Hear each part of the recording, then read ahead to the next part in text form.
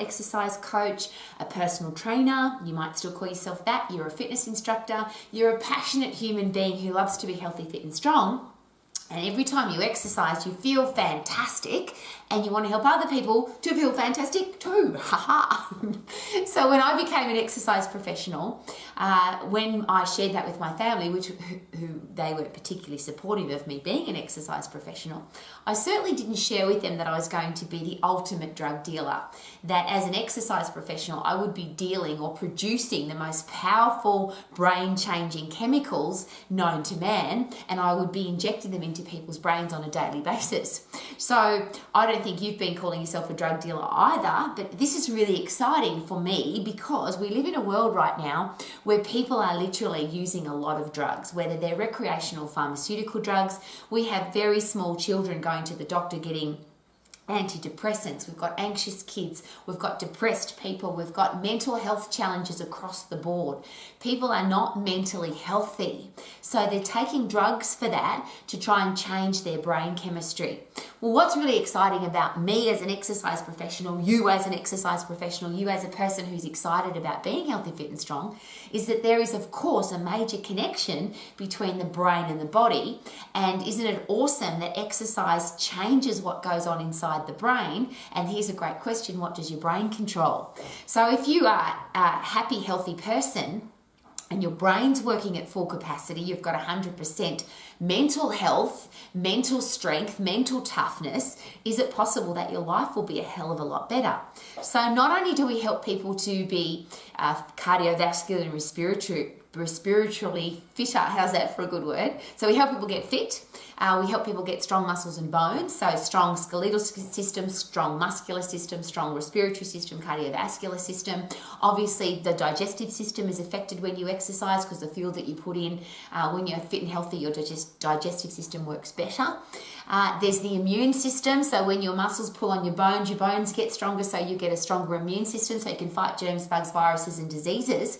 But what about the central nervous system? How is that affected by exercise? And what can we do as exercise professionals to make sure that we are pumping our brain full of those powerful neurotransmitters that make us feel good? So these are my favorite ones right here. The ones that exercise have a really major benefit for, or exercise produces a lot of, which is dopamine, the reward drug. And the thing that I love about dopamine as a happy drug neurotransmitter is that you don't just have to achieve the result to pump dopamine. We start producing dopamine when we're heading towards a goal. So as soon as somebody decides that they want to get healthy, fit and strong, dopamine starts being produced more often. If we are on our way to our exercise session, if we're thinking about getting up in the morning to do an exercise session, dopamine starts being released into our body, into our brain, the reward drug. So we start feeling good before we even exercise. So for me, dopamine's a very exciting thing to be able to pump into people's bodies. Serotonin is the next one, which is a satisfaction drug. And a lot of people are unhappy in their lives because I don't have enough money, or I don't have enough friends, or I don't like my job, or I wish my life was better, or I wish I was fitter and stronger and healthier, or I had less body fat percentage, or I had flatter tummy, or I looked better. So what happens when you have serotonin in your body or pumping through your brain is you feel more satisfied with the life that you've already got. So that's why after you do an exercise session, you feel so good because your brain's full of dopamine and serotonin. So you feel rewarded and you feel satisfied. But the one that's really exciting, and it's wanted to let me know, so it popped off its little hidey hole here, is brain-derived neurotropic factor, BDNF, fertilizer for your brain. And the reason this one is so exciting for me, and this is a very personal story, I had a very special father, a very intelligent father. He could speak 7 languages fluently, and not just speak them, he could write them and sing them and communicate very effectively in 7 languages. He was really intelligent, really smart, really wise, had a lot to offer the world. And then he was diagnosed as he got older with dementia, with Alzheimer's.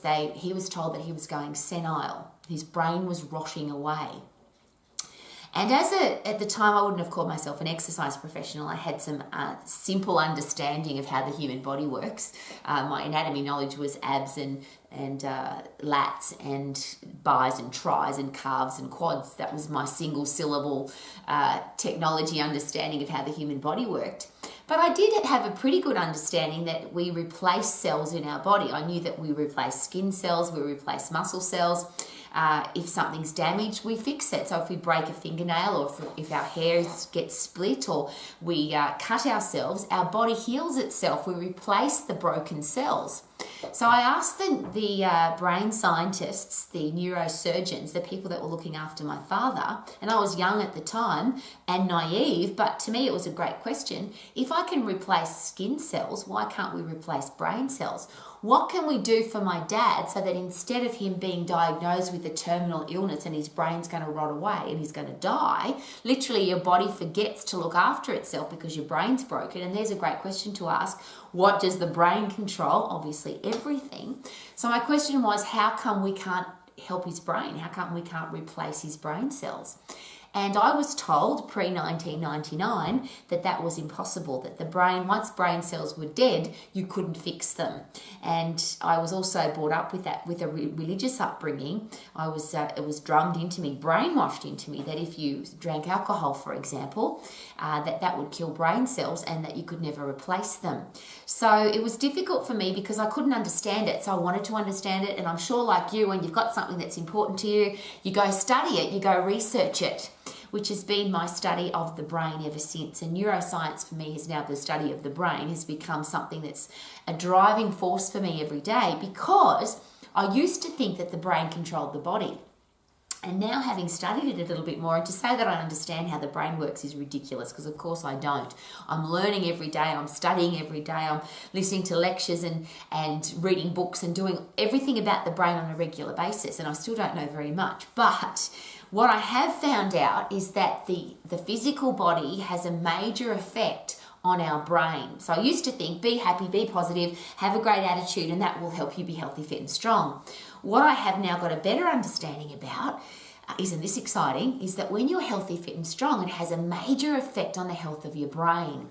So in a world where there are so many people with depression, with anxiety, with mental health challenges, people who feel mentally weak and mentally unwell, mentally unhealthy, what can we do for them as exercise professionals, as a drug dealer of these amazing, powerful, neurotransmitting, happy drug, brain-changing, chemistry, beautiful things? What can we do to help people to be mentally healthy? And this is where it all begins, and it's a really simple process. My brain works very simply, so I try and turn everything into something that's really easy to understand. So if you go back to, and you'll often hear hunter and gatherer. So the human body hasn't evolved very much from we need to feed ourselves, let's chase the animal, catch the animal, kill the animal, eat the animal, and the family will survive. The challenge, of course, with the animal was that it was an aggressive type of an animal, and sometimes you weren't chasing the animal to kill it, it was chasing you. So the human body has been designed to either fight the animal, fight the threat, or run away from the threat.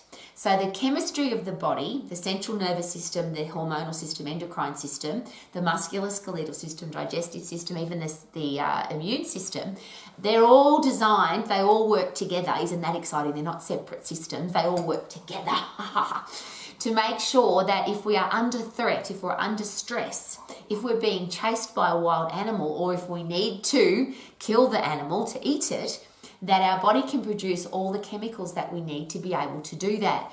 And this is where it gets really exciting. So number one is the human body is a survival mechanism. It doesn't want to die. It doesn't want to be under threat. It doesn't want to be stressed. But it can cope with all of those things very effectively so that it can survive. So if you're under threat, if you're under stress, if your body feels like something is going to hurt it, or it needs to get away from something, or if your body is simply under stress, so all of those systems, if your muscles, bones, digestive system, endocrine system, central nervous system, immune system, if they're under stress, your body says, okay, into action now, we need to survive. So what happens? The endocrine system, the hormones of the body, start producing what I'm sure you've heard are fight and flight drugs, neurotransmitters, drugs inside our body that allow us to either turn and fight the animal or run away from it. Turn and fight the threat or run away from it. So cortisol is released, epinephrine is released, and adrenaline is released. Epinephrine and adrenaline are the same, but epinephrine comes from the brain, adrenaline from your adrenal glands, and they are the movement drugs. So if you have to move, your body says, let's go. And almost in an instant, the phosphate system fires up, which is that when you understand the three energy systems, phosphate is for 10 seconds, then the lactate system, then the aerobic system. The phosphate system is immediate, high intensity, 100% effort to get the hell out of there. So your body produces the chemicals you need to get away from the threat or to turn and fight the threat. Isn't that exciting? So epinephrine, adrenaline, and cortisol. All of those three work together to do this, get you ready to fight or flight. So the energy is released from the phosphate system. The catecholamines open up the cells to release blood fat into your bloodstream, so you've got energy. Blood sugar, so you've got energy. Phosphate, obviously, for that immediate, let's get out of here phosphate system. And you can now get away from the threat, or you can turn and fight the threat immediately. So those three are really important to remember: epinephrine, adrenaline, cortisol, so that our body is ready. Our heart rate goes up, our blood pressure goes up, blood sugar levels go up, blood fat levels go up, so that we're ready to go. Awesome if you're fighting an animal. Awesome if you have to sprint away from an animal. And remember, if the animal's chasing us, we're not going to walk away, we're not going to jog away, we're not going to do a 45-minute pace ourselves through our walk away from the animal. We have to get away from there really quickly. So they're instant reaction drugs. Your body can produce them immediately.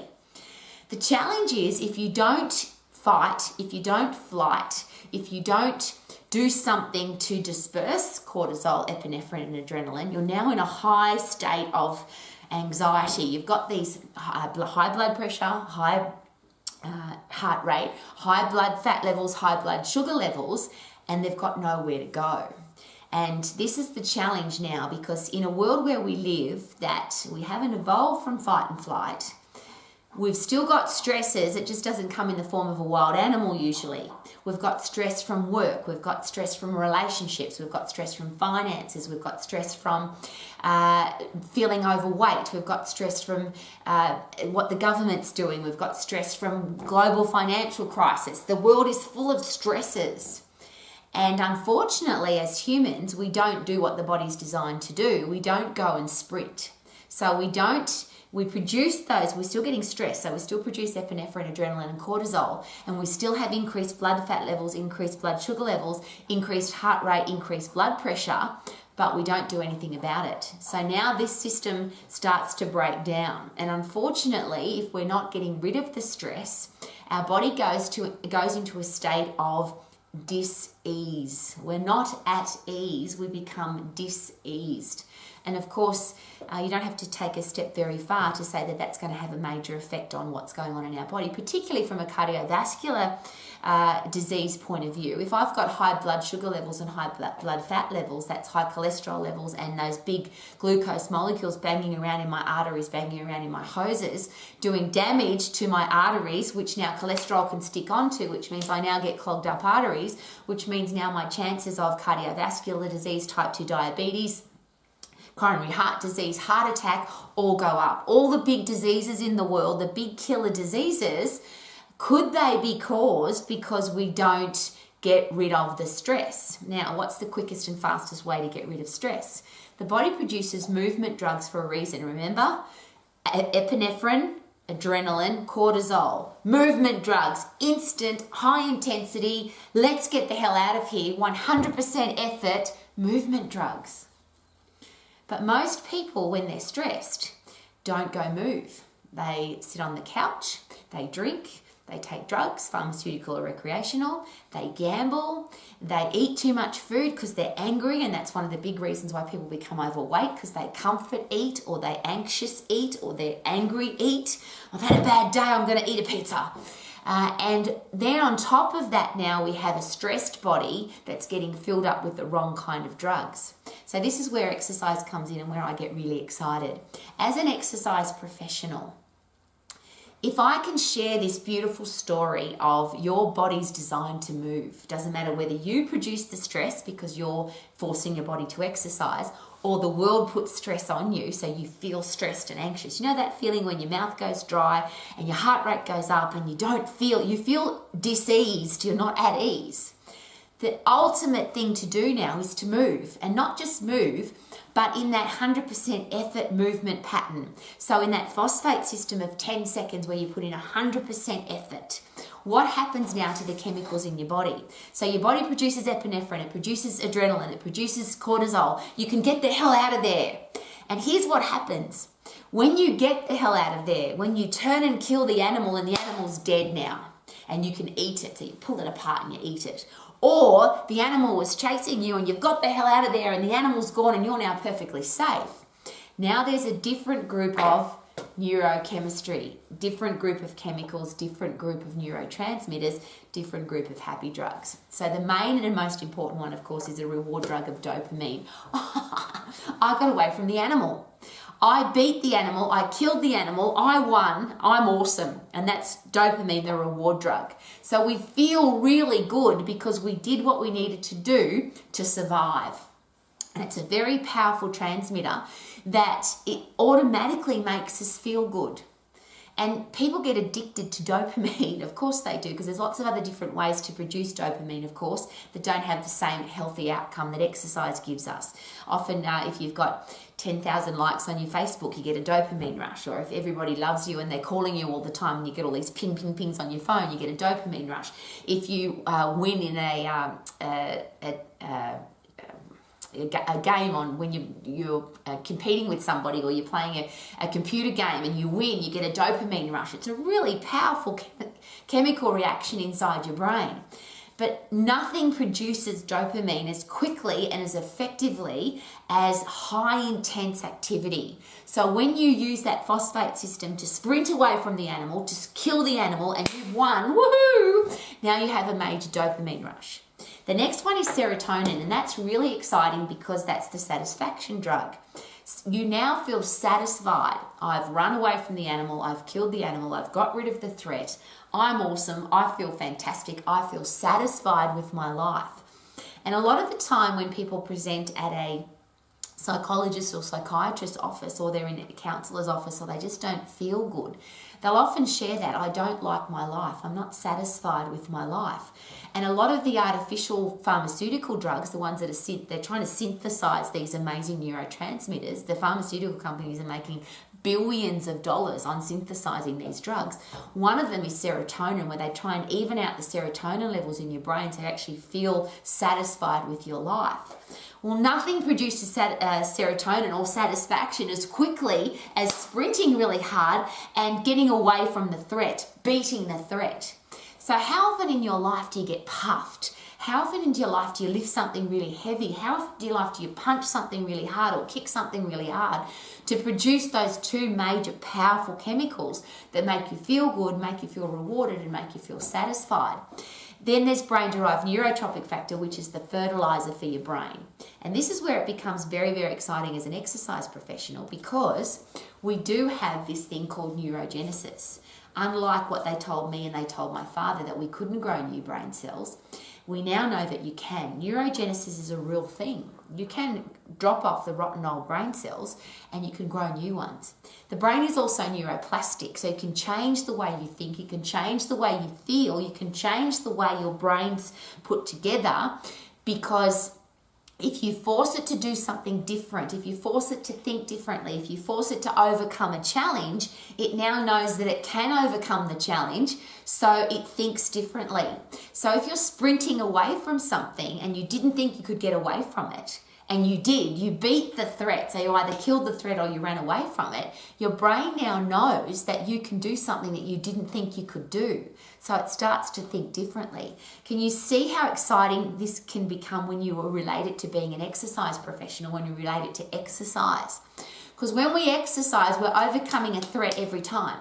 not a gentle walk, not a 50% effort, not pace yourself through a 45-minute class, not pace yourself over 10 kilometers where, I'm going to start out slow. I always have a joke about marathon running is technically a 42-kilometer warm-up for a 200-meter sprint. Because what we need to do is sprint. We need to put 100% effort in so that we produce these drugs. Now, the really interesting and exciting one that you've probably heard, and we hear about it in relationship to exercise all the time, is the neurotransmitter called an endorphin, a happy drug, but technically a pain-killing drug. So we say that we fill our brain up with endorphins after we exercise, but technically an endorphin is that pain-killing neurotransmitter that says you have to get the hell out of here, and even if your foot hurts, or even if you've gotten really puffed, or even if you think you can't do this, we have to get you away from the threat.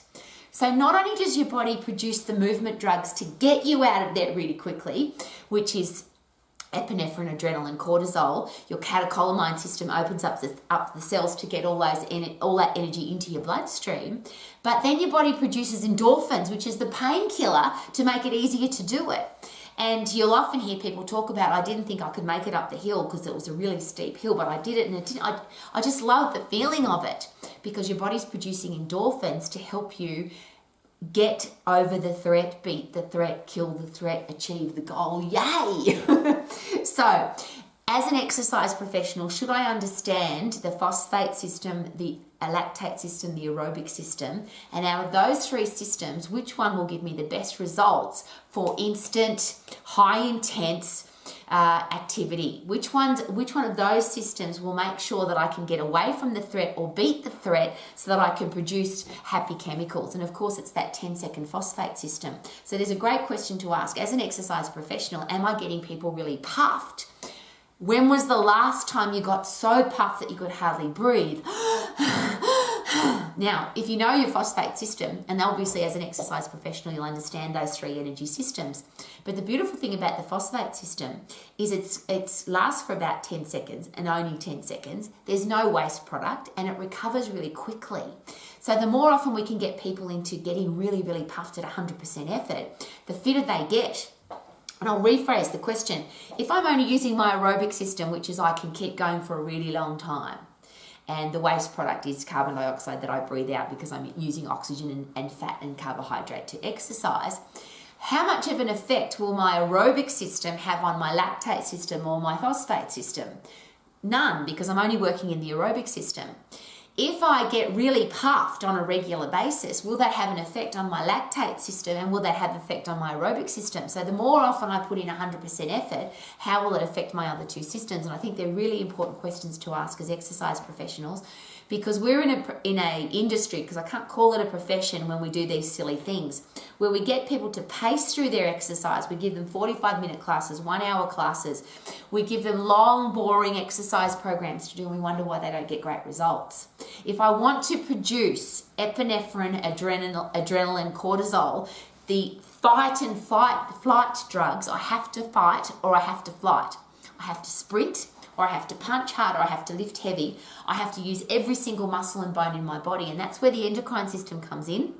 And it's interesting because that's where the big bodybuilders will all agree on this. If I want to get the best hormonal response to get big muscles, strong muscles, the hormonal response of human growth hormone and testosterone, I have to put in maximum effort. If I do little exercises, I get little results. If I do big exercises, I get big results because I'm using everything. So instead of breaking the body up into little pieces, let's get it all working together as the machine that it is. What can I do to fire up my central nervous system, my endocrine hormonal system, my digestive system, my cardiovascular respiratory system, my skeletal and muscular system, my immune system, so that I can turn my body into a, you ready? High performance machine, food burning, calorie burning, fat burning, everything burning machine, because when I'm always working at 100% effort, I'm going to have a much faster metabolism, and my body, my respiratory quotient is going to change. So just very quickly on that, our base metabolic rate is how many calories we need per day to survive. Our metabolic rate is the calories that we're burning at the moment, so how many are we burning depending on what we're doing. And a respiratory quotient, depending on how you want to say it, is where are those calories coming from? When I work at high intense all the time, every form of exercise I do is always at 100% effort. The energy comes from my 0.5 kilogram of stored carbohydrate, 0.5 kilo. So what happens is if I'm constantly sprinting, I'm lifting heavy, I'm overloading my central nervous system, my endocrine system, all my muscles and bones, my body automatically says, hey, we need to we need to hang on to this 0.5 kilo of carbohydrate store because she's going to keep using it all the time. So we have to make sure that it's always high. So when she's not puffing, when she's not exercising at 100% effort, when she's not running away from the threat, then we can happily burn fat. So our respiratory quotient, where the calories are coming from, beautifully changes from being a high sugar burner to being a high fat burner. So when you're resting, your body becomes a fat burning machine.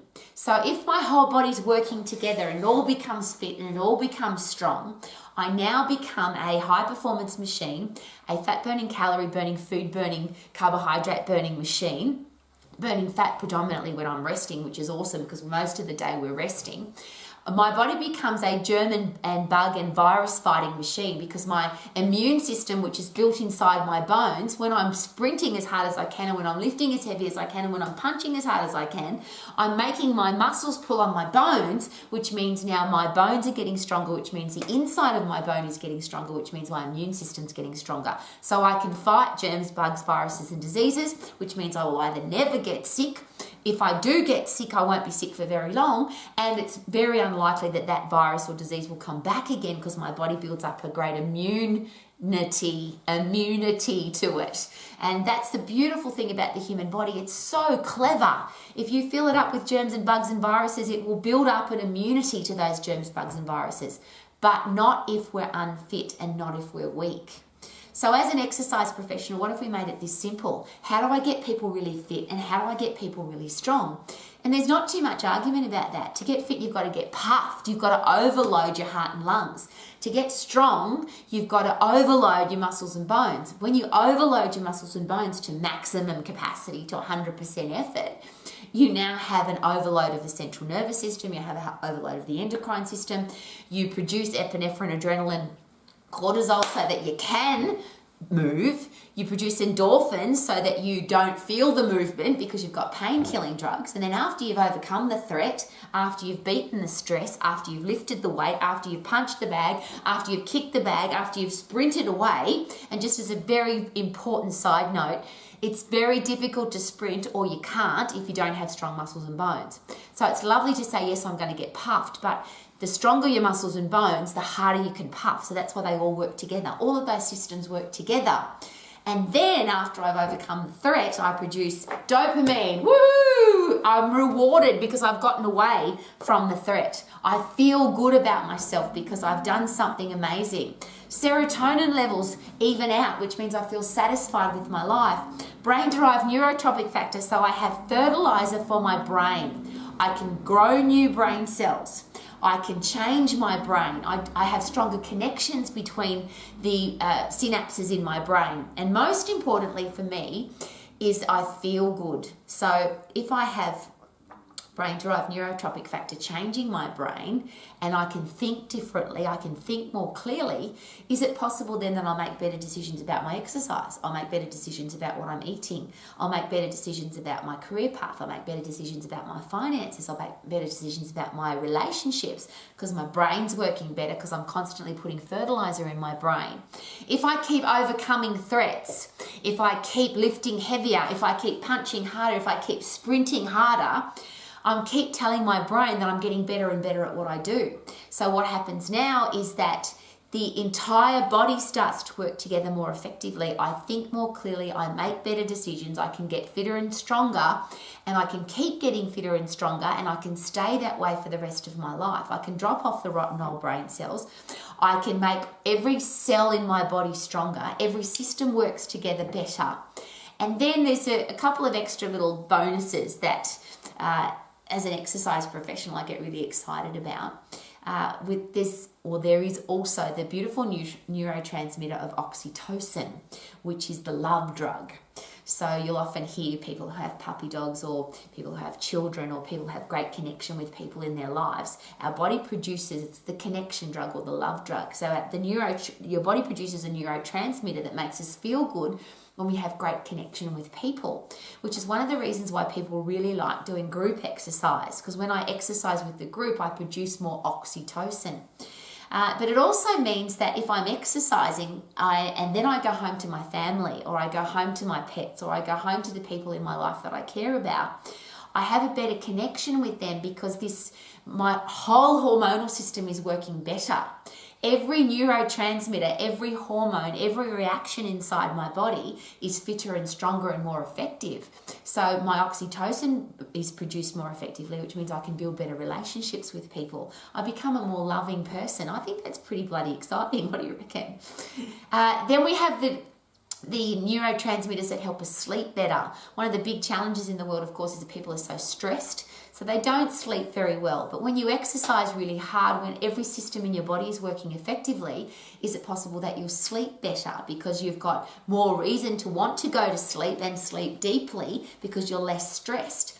Is it possible that a lot of people don't sleep well because they are really stressed? So if you want to get the stress out of your body, you have to produce those neurotransmitters of epinephrine, adrenaline, cortisol, so that you can disperse that stressful feeling, which means you can then produce the happy drugs, which is really exciting. Then, of course, there's the challenge we have with food. And a lot of people would go on a diet. A lot of people have an opinion about food. A lot of people argue about food. There's a big argument even among exercise professionals that, is it 50% food and 50% exercise that gives you the best results? Or is it 80% food and 20% exercise? You'll often hear that. Well, what if we consider this? If I'm really fit and if I'm really strong, will I make better decisions about my food? Will I want to have high performance fuel in my body to drive my high performance body? And it's a really interesting question if you've ever seen this happen before, where if you try and change somebody's eating and their exercise, so you tell them what they can and can't eat, and then you tell them what they have to do for exercise. So they're eating what they don't like and they're doing exercise that they don't want to do. It's possible that those get linked together, and often people stop eating healthy, so they stop their exercise, or they miss an exercise session and they stop eating healthy. I'll start next Monday. What if we just get people really fit? We don't focus on the food at all. We just say, well, let's get you as fit as possible. There's first the immediate reaction. If you're going out to sprint, is it likely that you want to eat a bucket of Kentucky Fried Chicken or have an ice cream or eat some lollies? Usually, if you know that you're going out to sprint, your body starts producing dopamine straight away, epinephrine and adrenaline, which are counterproductive to being hungry. You don't want to be eating when you're sprinting. If you're going to be running away from the animal, your hunger system doesn't work well because you're not interested in food right now, you're interested in getting away from the threat. So, is it possible that if we get people really fit, food becomes almost a secondary challenge, but because I've got brain-derived neurotropic factor pumping through my brain, I may now think more effectively about what I'm going to put into my body. The next immediate effect is after I've sprinted, I think you'll find that there are very few people that want to go then and eat Kentucky Fried Chicken or have some lollies or eat some chocolate or have an ice cream, because your body's in this euphoric stage. You don't need to have comfort food. You don't need to have takeaway food because you're feeling so good. You're full of dopamine and you're full of serotonin. You're full of brain-derived neurotropic factor, full of endorphins, full of oxytocin. If you've exercised in a group, you feel fantastic. So you don't need to find pleasure from other things. And isn't that interesting? So what if instead of, it's 80% food or 20% exercise or 50-50, what about if we put 100% effort into all of our exercise? Is it possible that our chemistry, our brain chemistry, our drugs, our happy drugs will help us make better decisions? So if we wrap all of that up, it's really simple for me. If I want to be happy, if I want to feel good, if I want to feel rewarded, I have to produce the chemicals, the drugs that will make me feel that way. And most people go to the doctor or the psychiatrist or the psychologist and they get these drugs in chemical form. The challenge, of course, with any kind of antidepressant drug, happy drug that you get in a packet, is it has some really serious side effects. And if you have never read the packet or the instructions or the side effects attached to any kind of antidepressant drug, and I strongly recommend that you do that. So instead of getting from the doctor a packet of pills and just take them, read what it says about that drug. Do your own research and find out the side effects and the massive long list of dangerous side effects when you take a pharmaceutical antidepressant. The beautiful thing about producing dopamine, serotonin, brain-derived neurotropic factor, oxytocin, all the drugs that we need to feel good, when we produce them ourselves from fighting and flighting, from exercising, lifting heavy, overcoming a threat, the side effect to that is that you'll have a body that is a fast fat burning machine, calorie burning machine, carbohydrate burning machine. You'll have a fast metabolism, you'll have strong bones, you'll have great skin, great hair, great nails, a positive attitude, you'll feel good about yourself, you'll be able to fight germs, bugs, viruses and diseases. So as I always share, do you want to have a body that is a germ, bug, virus fighting machine? Do you want to have a body that is a fat burning, food burning, calorie burning, fast food burning machine? Do you want to have a body that looks and feels good all of the time, not just some of the time? Do you want to have a high performance machine? And if anything ever attacks you, including germs, bugs and viruses, do you want to be the body that can fight those challenges? Whether it's a mental challenge, whether it's a relationship challenge, whether it's a financial challenge, whether it's a health challenge, whether it's a virus or a disease, do you want to have the tools to be able to fight those? And isn't it fantastic that the human body, if it's fit and strong, will produce all that you need to fight, to flight, to overcome the challenge, to choose the right food, to choose the right relationships, to choose the right financial plan, because brain-derived neurotropic factor will be constantly being pumped into our brain. We'll have neurogenesis, neuroplasticity, and we'll feel good. So, should we become really good friends with the concept of dopamine, a reward drug, serotonin, satisfaction drug, brain-derived neurotropic factor, which is fertilizer for your brain? Should they roll off your tongue? I spent a lot of time, I've just chatted to you now for quite a while, from my heart to yours, with passion and enthusiasm, because when you are passionate and enthusiastic about something, do you want to learn about it? And I'm going to ask that very personal question. If you are an exercise professional, if you're a parent, a teacher or a coach, you have people relying on you to understand how the human body works so that they can be happier and healthier and stronger and fitter and mentally tougher and physically tougher and stronger. Should we learn our anatomy and physiology, and should we learn how the brain is connected to the body, how the body's connected to the brain, and those energy systems or the systems of the body? How does the endocrine system work with the central nervous system, work with the respiratory and cardiovascular system, with the skeletal and muscular system, with the immune system and digestive system, to make sure that we're healthy, strong, fit, happy human beings? And that is what your Max program is all about. Every session in your program is designed to give you the skills, tools and knowledge to understand, number one, how the human body works so that we can get fit and we can get strong. As an exercise professional, should we know how to get people fit? Should we know how to get people strong? And please say yes.